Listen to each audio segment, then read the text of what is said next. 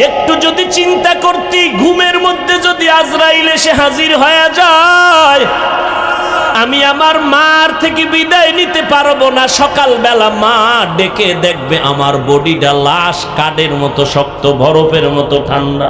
মা একটা চিৎকার দিয়া বলবে, তোরা কই আছো? আয়, আমার বাবাই নাই। আমারে আম্মু বলে কে ডাক দিবে? আমি কার জবানে আম্মু ডাকটা শুনবো? আমার কলিজা ভেঙ্গে চৌচির হয়ে যাবে। ও আল্লাহর বান্দারা, আজকে তোমার পায়ে ধরে ধরে এত কেন বুঝাই রে বাবা? আমার কবরে আমি যাব, তোমার কবরে তুমি যাবা। আমার কবরের জবাব আমি দিব, তোমার কবরের জবাব তুমি দিবা। এরপরও কেন এত কষ্ট করে পায়ে ধরে ধরে বিনয়ের সাথে বুঝাই রে বাবা? একটাই মাত্র কারণ, কোন জ্ঞানী বাবা মা চায় না তার সন্তান বিপদে পড়ে যাক। কোন একটা বাচ্চা পানির পার্শ্বে বসে খেলবে, কোন জ্ঞানী ব্যক্তি তারে দেখিয়া রাখিয়া যাবে না। যদি ভইরা যায়, সন্তানের উঠাইয়া গার্ডিয়ানের হাতে দিবে।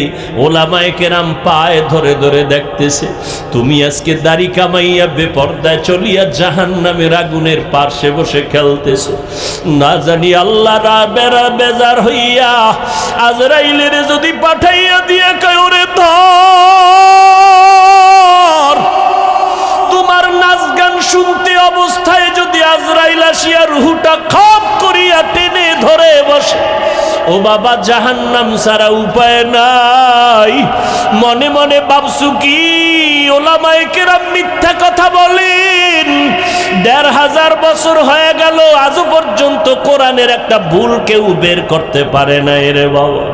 ওই কোরআন সত্য নাকি তোমরা বলবা মিথ্যা? একটু জবাব চাই, বলো কোরআন সত্য না মিথ্যা?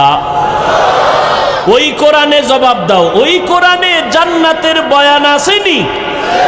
ওই কোরআনে জাহান্নামের বয়ান আসেনি? কে জান্নাতে যাবে, কে জাহান্নামে যাবে তাও আল্লাহ বয়ান করেছেন। ইন্নাল আবরার লাফি নাঈম ওয়া ইন্নাল ফুজ্জার লাফি জাহিম। নেক আমলওয়ালারা জান্নাতি, গুনাহ যারা করবে তারা জাহান্নামী। জান্নাতটা কেমন আরামের ঘর আল্লাহ তাও কোরআনে বয়ান করেছেন। জান্নাতিন তাজরি মিন তাহতিহাল আনহার মা তাশতাহি আনফুসুকুম। আবার জাহান্নামটা কেমন ভয়ঙ্কর আল্লাহ তাও কোরআনে বলেছেন। যুবকদের শুরুতেই বলেছিলাম আজকে দুইটা সবক দিয়া যাব। দুইটা সবকের একটা বলতেছি এখন। যুবকেরা, আজকে বাসায় গিয়া মোবাইল যেহেতু দেখবাই, আমি হুজুরের কথায়ও ফিরিবা না। মোবাইল তোমার এমন আপন হইছে, মা ছাড়তে পারবা, মোবাইল ছাড়বা না। তোমার অন্তর এত শক্ত, বাবারে ছাড়বা তবুও মোবাইল ছাড়বা না। তোমার বন্ধুকে তালাক দিতে পারবা তো মোবাইল ছাড়তে পারবা না। যেহেতু দেখবাই, আজকে বাসায় গিয়ে আমি হাফিজ ভাইয়ের একটু অনুরোধ রাখবা, মোবাইলটা ওপেন করে ডাউনলোড করবা, বাংলা কোরআন লিখে সার্চ দিবা। এরপরে বাংলা কোরআন চলে আসবে 114 সূরার। মাঝে মাঝে আজ একটু কাল একটু সময় সময় একটা সূরার, ছোট সূরার তরজমা পড়বা বাংলায়। ওয়াইলুল লিকুল্লি হুমাযাতিল লুমাযা আল্লাযী জামাআ মালান ওয়া আদ্দাদা। আবার একদিন যখন সময় পাবা, ঘুমের সময়, ঘুমের আগে আগে, অন্য টাইমে না, কারণ অন্য টাইমে তো তুমি বিজি। ঘুমাইবা যখন, দুনিয়ার আকাম করা যখন শেষ, তখন তো ঘুমাইবা এই সময়। আবার একদিন সূরা একটা বের করে তরজমা পড়বা, আলহাকুমুত তাকাসুরু হাত্তা যুরতুমুল মাকাবির। আবার একদিন সময় পেলে আল কারিআতু মাল কারিআ, এগুলো জাহান্নামের বয়ান। আবার একদিন সময় পাইলে আরাআইতাল্লাযী ইউকাযযিবু বিদ্দীন। আবার একদিন সময় পাইলে ইযা জুলজিলাতিল আরদু জিলজালাহা। আর একটা তোমার কাছে আমার উপদেশ, একটা তো বললাম, আর একটা হলো মাঝে মাঝে যদি তোমার পড়তে মনে না চায়, তাহলে তুমি ওই দিন মোবাইলে তেলাওয়াত লিখবা, তেলাওয়াত, কোরআন তেলাওয়াত। দেখবা মক্কা মদিনার ইমাম সাহেব হাজির হয়ে গেছে, তুমি একটু টাচ কইরা ইমাম সাহেবের তেলাওয়াতটা লাগাইয়া মোবাইলটা বালিশের পাশে রাইখা চুপ করে চোখ বন্ধ করবা, মোবাইলের কোরআন তেলাওয়াত শুনতে শুনতে ঘুমাইও। এক সপ্তাহ যদি এইভাবে কোরআন তেলাওয়াত শুনো, একদিন তোমার চোখের কোঠা বেয়ে বেয়ে পানিগুলো পড়বে, তুমি নিজেই বলবা আর কোনোদিন গানের আওয়াজ কানের মধ্যে দিব না, কোরআনের তেলাওয়াতে এত মজা। দুইটা সবক দিলাম, মাঝে মাঝে আদায় করিও। সেদিন রাজশাহী গেলাম, বিমান থেকে নাইমা নওগাঁ বয়ানে যাব, তাড়াহুড়া, টাইম কম, ডিলে হয়েছে 2 ঘন্টা বিমান। বিমান থেকে নাইমা গাড়িতে উঠবো, ওলামায়ে কেরাম রেডি, আমাকে নিবে। একটা যুবক ছেলে দাঁড়াইয়া আঞ্জা করে দিছে আমার বুকের সাথে বুক লাগাবে। কি ও যুবক, কে তুমি, নাম কি? এই নাম। কি করো? রাজশাহী বিশ্ববিদ্যালয়ে পড়ি। কি পড়ো? ইসলামী স্টাডিজ নিয়ে লেখাপড়া করি। কি চাও? কয় হুজুর দয়া করে আমাকে মাফ করে দেন, আমি তোমারে চিনি না রে বাবা। কিসের মাপ? বলে আমি আপনার বিরুদ্ধে বহু লেখালেখি করেছি, অজস্র ভাষায় গালাগালি ফেসবুকে করেছি, বুঝি নাই হুজুর, আমারে আপনি মাফ করে দেন। আমি বললাম ঢাকাতে মাদ্রাসায় যাইও, মাঝে মাঝে দেখা করো, নামাজ পড়িও। কয় না হুজুর, আপনি মুখ দিয়ে অন্তরে মাফ করে দিয়েছি। আমি বললাম ঠিক আছে যাও। কয় না, বলতে হবে। আমি বললাম ঠিক আছে, আল্লাহ মাফ করুক। বলে না, আল্লাহ মাফ করবে কিনা আমাকে বলেন। এইভাবে বলিয়া বলে একটু বুকটা মিলাইতে চাই। বললাম মিলাও। যুবকটারে বিদায় দিলাম। কার কথায় কখন হেদায়াত হবে জানা নাই। এ যুবক, কেন কার কথায় পড়িয়া তুমি একজন আলেমকে দূরে ভাবতেছো আর একজনকে কাছে ভাবতেছো? মরিয়া গেলে তোমার আপন বন্ধুটাও খবর নিবে না, তোমার বন্ধুটা মোবাইলের থেকে তোমার নাম্বারটা ডিলিট করে ফেলবে। কেমন বন্ধু? নাম্বারটা ডিলিট করে ফেলবে। কিন্তু একজন আলেমের যদি মোহাব্বত করিয়া যাও, ওই আলেমটা যতদিন মোনাজাত দিবে তোমারে দোয়া না করিয়া মোনাজাত দিবে না। পায়ে হাত রেখে বলি রে যুবক, আমার নবীর আর কাদাইস না রে যুবক, দাড়িটা কাটিয়া নবীরে কষ্ট দিস না রে ভাই। নামাজের আজানটা শুনিয়া মসজিদের দিকে আগাইয়া যা, মা বাবার দোয়া নিয়ে চলিস। এই চেয়ারে মা বাবার দোয়া ছাড়া বসতে পারি নাই রে যুবক। মা বাবার দোয়া ছাড়া পরীক্ষায় ভালো নাম্বার পাও নাই, মা বাবার দোয়া ছাড়া আজকে তুই টাকার মালিক হতে পারো নাই, বাড়ি গাড়ির মালিক হতে পারো নাই। আমার নবীর বিরোধিতা করিও না, সুন্নতের আমলটা ধরো, 5 বেলার নামাজ পড়ো, আলেম ওলামার দোয়া নিয়ে চলো, অন্তরে তওবা করো পিছনের গুনার কথা স্মরণ করে, আল্লাহকে মনে মনে ডাক দে আর বলো, দয়ার মালিক, আমার মতো গুনাহগার এই প্যান্ডেলে মনে হয় কেউ নাই।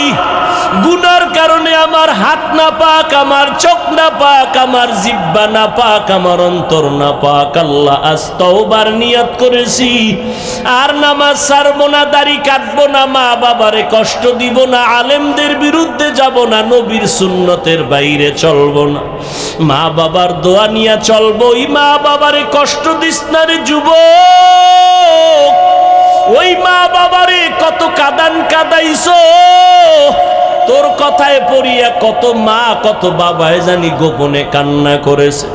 আজকে বাসায় গিয়া মায়েরে পাইলে গিয়া বলবা, মা মাথায় হাত দিয়ে একটু দোয়া করে দাও, আর গুনার কাছেও যাব না। আমার মতো কত যুবক লাশ হইয়া গেল, বাসের নিচে যুবকের লাশ, পানির নিচে যুবকের লাশ, কোন দিন মরণ হবে জানা নাই। আজকে একজনে খবর দিল, আমি তো ফেসবুক চালাই না, জীবনেও বুঝিও না। একজনে আমাকে একটা লেখা পাঠাইলো যে স্কুলে গরমের কারণে একটা ছাত্রী মরিয়া গেছে, জানছেন? অনেক ছাত্রী মরিয়া গেছে।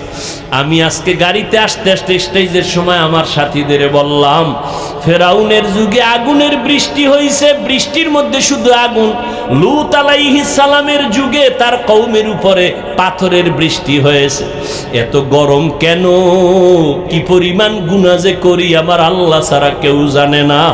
মুহাম্মদের উম্মত যদি না হইতাম, বহু আগে মরিয়া যাইতাম। আখিরি নবীর উম্মত হওয়ার কারণে এত গুনার পরেও আল্লাহ আমগো জাগায় মারিয়া ফালান না আযাব দিয়া। অতএব তওবা করো, সবার কপালে তওবা নসিব হবে না। ওমরের মতো বান্দা তরবারি নিয়ে নবীর গর্দান কাটতে গিয়া মুসলমান হয়ে গেল, আর আবু জাহাল 13টা বছর নবীর বয়ান শুনিয়া কালেমা পড়ল না। এই ময়দানে সবাই তওবা করবে না। কেউ বলবে এত বয়ান শুনিয়া লাভ কি, আরো পরে তওবা করব। আর একদল যুবক তওবা করিয়া কান্না করিয়া বাসায় গিয়া বলবে, মা আমারে মাফ করিয়া দাও। আজকে ওয়াজের প্যান্ডেলে কত যুবকের চোখে পানি, আমার চোখে মোনাজাতে কেন পানি আসে নাই? মা তোমার বোধহয় মনে কষ্ট, আমারে তুমি মাফ করে দাও, আর আমি গুনাহ করব না, আল্লাহর বিরোধিতায় করব না।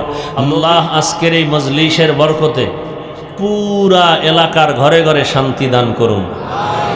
প্রচন্ড গরমের তাপমাত্রা আমাদের সহনশীল করে দিন। আবারও আসতে বললেন কেন? আল্লাহ পাক এই বেহেশতের মজলিসের বরকতে আপনাদের পুরা অঞ্চলের সমস্ত কবরওয়ালাদের আযাবকে মাফ করে দিন। যারা বেঁচে আছেন আল্লাহ পাক প্রত্যেককেই সুস্থতার সাথে দীর্ঘ নেক হায়াত দান করুন।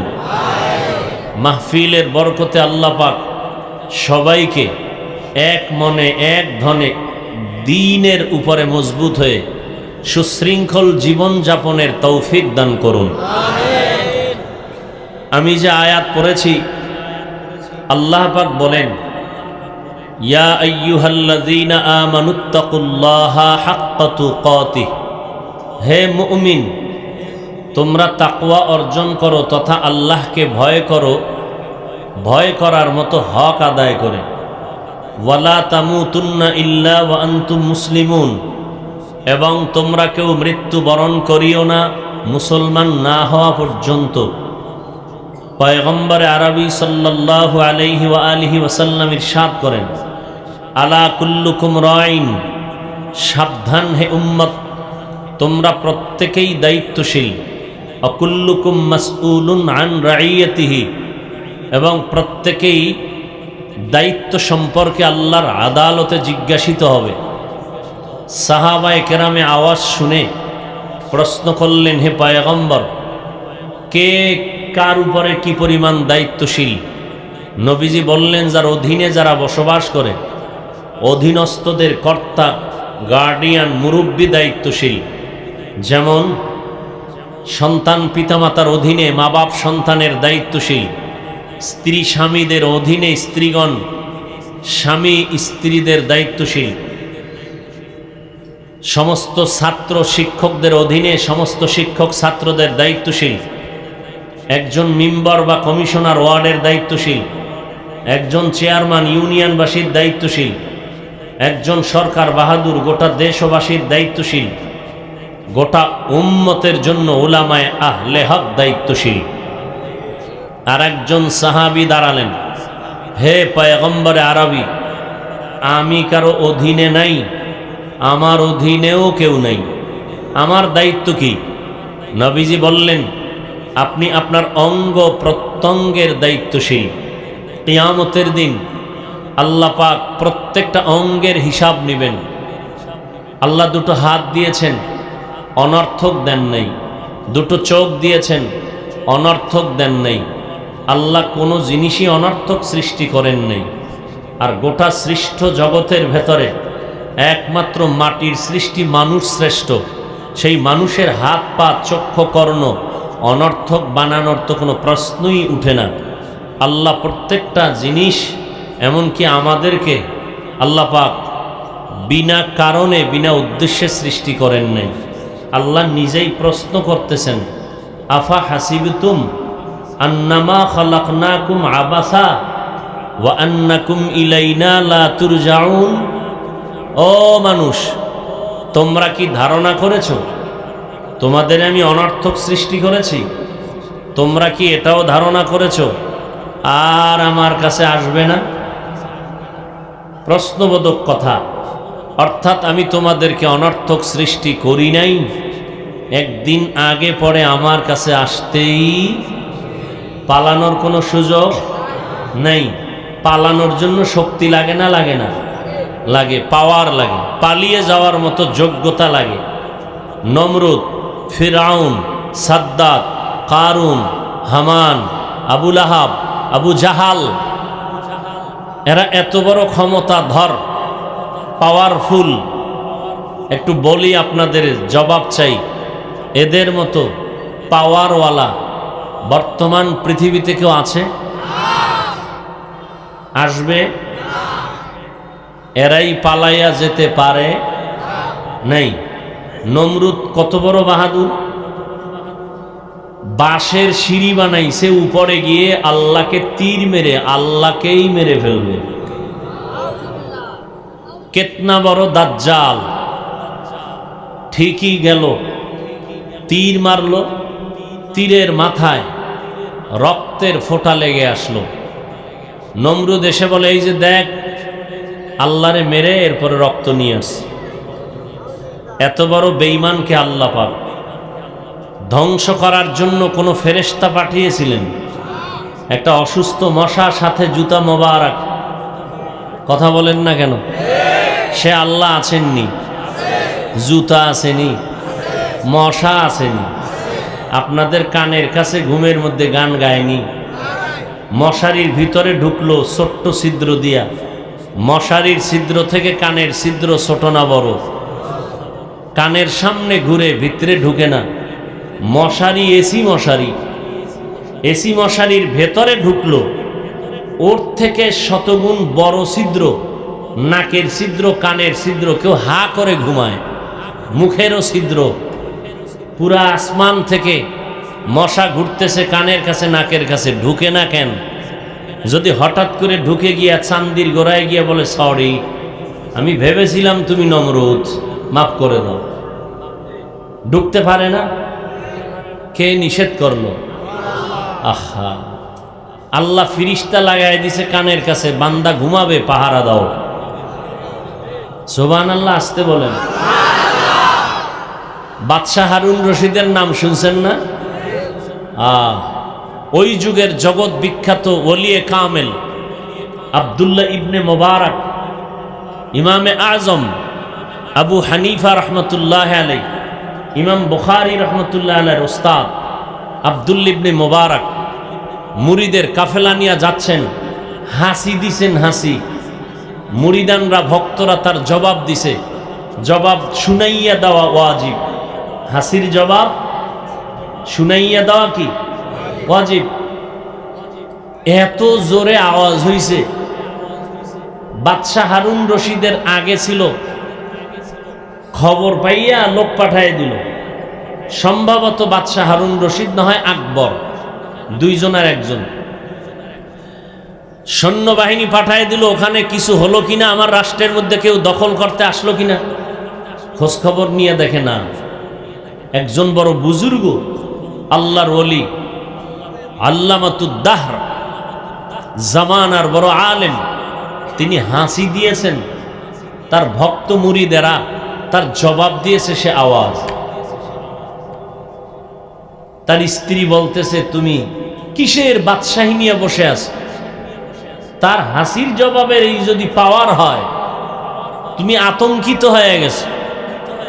এজন্য মাঝে মাঝে বলি, মুসলমানের শুধু একটা আওয়াজ বেঈমান বাতিল নাস্তিকদের জন্য একটা আতঙ্ক। আল্লাহ আমাদের হেদায়াত দান করুন। মাহফিলের প্রচারণা অনেকেই শুনেছেন, অনেকে আসতেও চেয়েছেন, কিন্তু শরঈ কোনো জরুরতে হতে পারে আসতে পারেননি। আল্লাহ তাদেরকে আসার মতো সওয়াব দান করুন। কিন্তু ভাগ্য খারাপ, অনেকে এসেছেন বটে, কিন্তু প্যান্ডেলে ঢুকতে পারেন নাই। তারা কোথায়? তারা বাজারে তাওয়াফ করেন। আর কোন কোন যুবকরা আম্মাজানদের প্যান্ডেল তাওয়াফ করেন। আছে না নাই? মহিলাদের প্যান্ডেলের আশেপাশে ঘুরে বহুদিন পরে আজ সাক্ষাৎ। এই সুবর্ণ সুযোগ কিভাবে হারাই? যাকে প্রকাশ্যে দেখা হারাম। যুবক ভাইরা, আপনারা বাড়ির থেকে যখন আসছেন, মদিনাতুর রসুল বলেছেন প্রত্যেকটা কদমে কদমে সওয়াব লেখা হয়েছে। এখানে এসে বসা মাত্রই জিন্দেগির গুনাহ মাফ। একটা মাসআলা শিখবেন, 100 রাকাত নফল নামাজের থেকেও বেশি সওয়াব পেয়ে যাবেন। অনেকগুলো মাসআলা যদি শিখেন দিন সম্পর্কে, 1000 রাকাত নফল নামাজের থেকেও বেশি সওয়াব পাবেন। এই কথাটাও মনে রাখবেন, হৃদয়ের মধ্যে, মোবাইলে নয়। হৃদয়ের মধ্যে কিয়ামতের দিন প্রথম হিসাব হবে কিসের? জানা থাকলে জবাব দেন, নামাজের। ফরজ নামাজ যখন পাল্লায় দিবে, পাল্লাটা ভারী হয় না, দুর্বল। নামাজ পড়েছে ঠিক, কিন্তু অলস, টাইমের নামাজ টাইমে পড়েনি। তখন হাদিস শরীফে রাসূল বলেন, আল্লাহ তখন খুঁজবে তার নফল আমল আছে কিনা দেখো, নফল নামাজ যদি নফল থাকে সেই নফল দিয়ে ফরজের ঘাটতি পূরণ করে দাও। আমাদের কিছু কিছু হজরতেরা বাংলাদেশে আসছেন, মনে হয় এরা নতুনভাবে আবির্ভূত হয়েছেন। এরা বলেন নফল টফল লাগে না, এরা ইসলামের ব্যানারওয়ালা বাতেল। বলেন এরা ইসলামের ব্যানারওয়ালা। আমার বয়ানের টার্গেট মুনাফিক। কাফেরের বিরুদ্ধে কথা বলে লাভ নাই, কাফেরের থেকে মুনাফিক 1000 গুণ মারাত্মক। কাফেরকে নিয়ে সমাজে চলা যাবে একসাথে, ইসলামে নিষেধ না, কিন্তু মুনাফিক নিয়ে চলা নিষেধ। কাফেরকে চিনা যায়, সতর্ক হওয়া যায়, মুনাফিকরে চিনা যায় না। কেন? স্বর্ণ আর সিটি গোল্ডের কালার সমান। আল্লাহ হেদায়াত দান করুন। ইসলামের ক্ষতি যুগে যুগে মুনাফিকেরা বেশি করেছে কাফেরের তুলনায়। আল্লাহ আমাদেরকে হেদায়াত দান করুন। তো যারা ময়দানে ওই প্যান্ডেল তাওয়াফ করেন, এরাও আমি বলবো কপাল পোড়াদের অন্তর্ভুক্ত। আরেক দল কপাল পোড়া, প্যান্ডেলে বসছেন ঠিকই, কিন্তু বয়ান শোনার মতো কপাল নাই, গজবের মোবাইল নিয়ে ব্যস্ত। এরাও কপাল পোড়া। মনে থাকবে, কথাগুলো লিখে রাখবেন, কাজে লাগবে। নাম্বার 3, আরেক দল কপাল পোড়া, টের পাবেন মোনাজাতের আগে। 2 ঘন্টা বয়ান শুনবে ঠিকই, 5 মিনিট বসে ধৈর্য ধারণ করে দোয়াটা না করে চলে যাবে। নিছক এরা কপাল পোড়া। এতগুলো মানুষ নিয়ে আব্বা আম্মার জন্য দোয়া করা আর আপনার জীবনে সম্ভব? আর আপনি কাইদা কাইদা দোয়া করবেন, তাও কি সম্ভব? কিন্তু 100% চ্যালেঞ্জ আর গ্যারান্টি, বিশাল ময়দানের একজনের আমিন কবুল তো সবার আমিন কবুল। এত সুন্দর বরকতের দোয়া বাদ দিয়া যারা 3 ঘন্টা বয়ান শুনে যাবে, সব বয়ানের মূল নির্যাস আর বরকত হলো মোনাজাত বা দোয়ার মধ্যে। এই দোয়ায় যারা শরীক হতে পারবে না, তারা কপাল পোড়া। নিজেরে ভাবে বুজুর্গ, দোয়া টোয়া লাগে না, গুনাহ নাই, দোয়ার দরকার কি? বাইরে গিয়ে দেখবেন বান্দা বিড়ি টানতেছে, আছে না নাই? আল্লাহ আমাদের সবাইকে হেদায়াত দান করুন। তো আপনাদের এলাকায় মনে হয় দ্বিতীয়বার আসলাম, তৃতীয়বার আরো একবার আসবো ডিসেম্বরে ইনশাআল্লাহ। আপনাদের পার্শ্বে কি এক মসজিদ আছে না? কি? শাহী মসজিদ। ইনশাআল্লাহ দেখা হবে। ইনশাআল্লাহ বলেন না? আল্লাহ কবুল করেন। আসিলে স্বাগত পাবে, হেথা পাবে ঠাই, নীরবে আসন নিবে, কোনো বাধা নাই।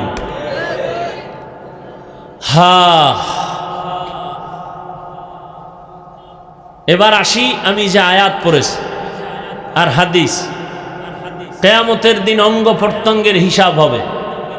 কথাটার ফিনিশিং দিয়ে দেই আধা 5 সেকেন্ডে। যারা মোবাইল নিয়ে ব্যস্ত হয়ে আছেন, দয়া ও মেহেরবানি করে মোবাইলটা বন্ধ রাখলে আল্লাহ খুশি হবেন। শুধু শুধু সময় নষ্ট করে কি লাভ?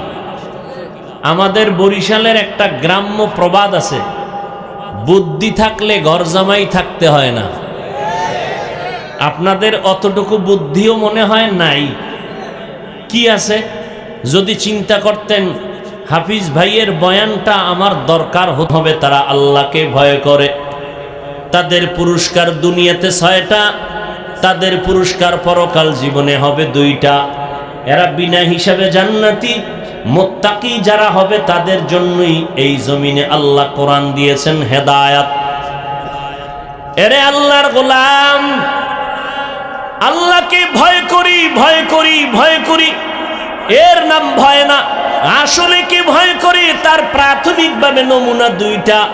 1 নাম্বার নমুনা, বান্দা ইচ্ছা করে কখনো গুনাহ করবে না, অনিচ্ছায় যদি গুনাহ হয়ে যায় তওবা করতেও দেরি করবে না।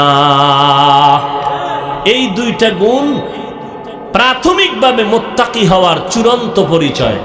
হয়তো গুনাহ করবে না, নয়তো গুনাহ হয়ে গেলে, গুনাহ করলে নয়, হয়ে গেলে তওবা করতেও দেরি করবে না। এর নাম মুত্তাকি। মুত্তাকিনদের পুরস্কার দুনিয়াতে 6টা। এর মধ্যে এগুলি লাগাতার বলার সময় নাই। এর মধ্যে দুনিয়াতে 6টার মধ্যে এক পুরস্কারের নাম আল্লাহ কুদরতি জিম্মায় ফেরেশতা দিয়া বরকতি রিজিক ঘরে পৌঁছাইয়া দিবেন। আর এক পুরস্কার হবে আল্লাহ তাকে স্পেশাল একটা পাওয়ার দান করবেন। পাওয়ারের নাম ফুরকান। ইয়া আইয়ুহাল্লাযীনা আমানু ইন তাত্তাকুল্লাহ ইয়াজআল লাকুম ফুরকানা। মা মা'নাল ফুরকান? হুয়া নূরুম মিন ইলাহি। জিন্দেগি মে বন্দগি তু কর নাহি, जिंदगी में बंदगी तू कर नहीं, जिंदगी बे बंदगी शर्मिंदा है, जिंदगी बे बंदगी शर्मिंदा है। दुनिया में हो दुनिया का तलबगार ना हो,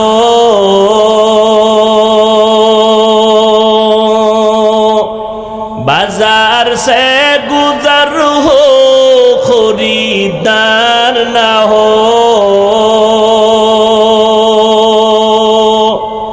दुनिया में हो दुनिया का तलबगार ना हो, बाजार से गुजर हो खरीदार ना हो। ये दुनिया एक मिसल कागज फूल है, ये दुनिया एक मिसल कागज फूल है, जिंदगी में बंदगी तू कर नहीं, जिंदगी में बंदगी तू कर नहीं, जिंदगी बे बंदगी शर्मिंदा है, जिंदगी बे बंदगी शर्मिंदा है। খারাপ লাগে না? ভালো লাগে? তাহলে গান শুনো কেন বলো? এরে যুবক আল্লাহর গোলাম, পাও দুটো যদি আগাইয়া দিতি আল্লাহর কসম, পা ধরে ধরে আমি পায়ে হাত রেখে বলে যাইতাম, আমি পায়ে হাত রেখে বলে যাইতাম, ও যুবক, আমার আল্লাহর মোহাব্বতের নেয়ামতের কানের পাওয়ার গান শুনিয়া নষ্ট করিস না। যুবক, বিদায় বেলা দুটো সবক দিয়া যাই। মাঝে মাঝে মানিস ডেলি পারবি না, কারণ বাবায় মান্নত করছে মোবাইল দিয়া জাহান্নামে নিবে। আমি বান্দার বয়ানে মোবাইল থেকে ফিরবি না রে যুবক। সারাটা রাত মোবাইলের পেছনে পড়ে চেহারাটারে কার্টুন বানাইছো, কবিরা গুনাহ করে করে চোখের পাওয়ার নষ্ট করেছো। হাসলে আর কাঁদলেও কোনো লাভ হবে না। রমজান মাসে কত বাবার পায়ের কাছে গিয়া বললাম, সন্তানের রোজাদার বানাও। আম্মা জান রাতের বেলা সাহারির টাইমে মাঝে মাঝে কয়, ও সন্তান একটু ওইটা দুই একটা রোজা রাখবি নি? সন্তান কাম্মু তুমি যদি দোয়া করো রাখবো। কেমন কপাল পোড়া বাবা জান, কয় উঠাইও না, রোজা রাখাইও না, চেহারাটা নষ্ট হয়ে যাবে। ওই আব্বা জানের যদি জিজ্ঞাসা করি, বাবা তোমার সন্তান রোজা রাখলে চেহারা নষ্ট হবে, আর আজ মোবাইল চালাইয়া রাত সারাটা রাত কবিরা গুনাহ করে করে করে করে করে করে চেহারাটা নষ্ট করে ফেললো, ব্রেনের উপরে এফেক্ট লাগলো, হার্ট দুর্বল, কিডনি দুর্বল, চোখের পাওয়ার নাই, মাথা ব্যথা বেড়ে গেল, বুকে ব্যথা বেড়ে গেল, পড়তে বসলে মনে চায় না, মাথা ঘুরায়, মোবাইলের কারণে সব নষ্ট। বলো বাবা, তোমার সন্তান মোবাইল দিয়া চেহারা নষ্ট করলো, কোন মেডিসিন দিয়া বলো সন্তানের চেহারা ভালো বানাইবা? ভালো বানানোর কোনো উপায় কি? এর মেয়ার মদের নেশা আর গাঞ্জার নেশা, মোবাইলের নেশা বড় মারাত্মক। দুনিয়ার জীবন শেষ, যৌবন শেষ, লেখাপড়া শেষ, চরিত্র শেষ, এমন একটা মারাত্মক বিপদগামী ফ্যাক্টরির নাম গজবের এই মোবাইল। আব্বাজান কি